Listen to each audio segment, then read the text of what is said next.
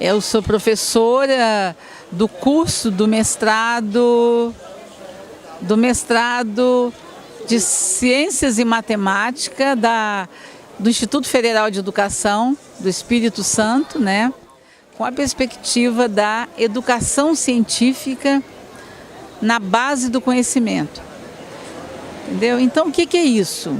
As crianças, em geral, elas são extremamente curiosas. Então, elas querem saber tudo. Então, elas perguntam por que o passarinho voa, por que o rio, a água do mar é salgada, por que a grama é verde, por que o navio não afunda e várias outras perguntas. Então, ao ter essas demandas, as crianças precisariam que a educação formal, quer dizer, que a escola respondesse para ela no formato de leitura de mundo. Então, essa alfabetização que a gente se refere é uma alfabetização científica, onde se ensine física, química, na base do conhecimento das ciências da natureza, que já é a demanda da criança. Então, nesse sentido, ao invés de eu pautar português e matemática só numa perspectiva bastante linear de leitura de mundo, eu trago o mundo, e o mundo a partir das demandas delas, né? Então é o seguinte, toda vez que a criança pergunta, ela tem uma demanda, ela tem uma curiosidade. E o que é incrível é que essa criança na faixa de 4, 5, 6, 7 anos, ela pergunta, ela é bastante curiosa, e na medida que ela avança na escolaridade formal, ela vai deixando de perguntar. E vai ficando mais sisuda. E não vai importando tanto com o conhecimento. Ela estuda para passar. E por que então que a escola não pode fazer o contrário e criar uma espécie de laboratório vivo e trabalhar com essas crianças, até pode ser para fora da escola, nos espaços que a cidade tem, nos espaços que a zona rural tem, para que a criança, a partir das demandas dela, a partir dos elementos que são constitutivos da realidade, a gente pode contribuir na construção de um conhecimento científico numa perspectiva sustentável e para a gente gerar, não bisonhos consumidores, mas gerar cidadãos que pensam, cidadãos que conheçam os ambientes que eles estão inseridos, conheça o território onde eles estabelecem suas relações de vida, cuide desse território, aproprie desse território e cobre das autoridades competentes um olhar que essa criança pode vir construindo no decorrer da sua vida para que ela possa ser realmente um cidadão de fato, né? Então, o projeto que a gente vem desenvolvendo já há algum tempo, trata exatamente dessa questão que a gente chama de alfabetização científica no marco da sustentabilidade. Gente, olha, considerando que a educação formal, existe um planejamento, ela é intencionada, ela tem pressupostos que a sustenta, tudo mais.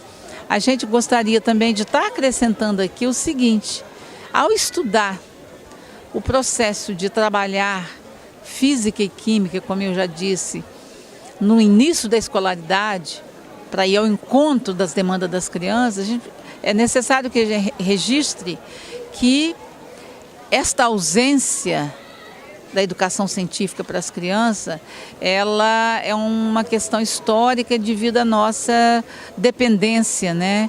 Nosso colonialismo histórico. O que acontece?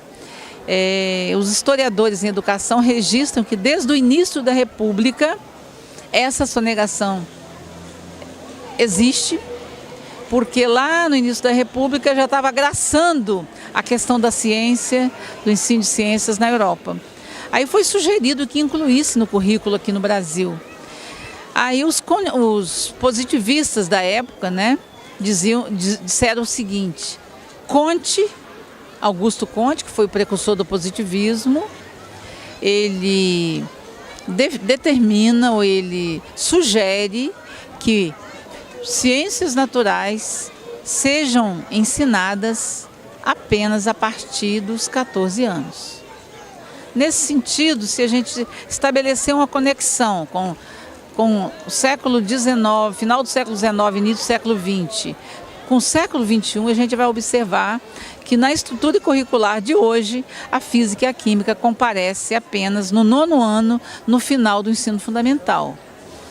E a gente pode deduzir com isso que essa sonegação ela está diretamente, intimamente ligada ao nosso processo de dependência.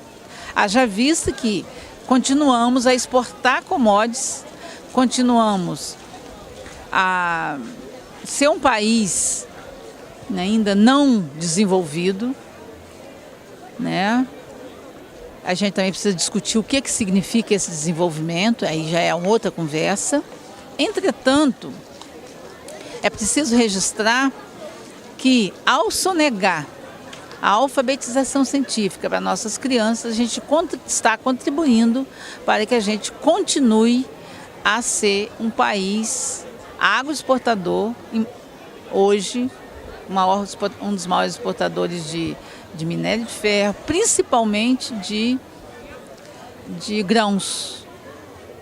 E os países ricos, né, que importam essas commodities, óbvio que para eles é muito mais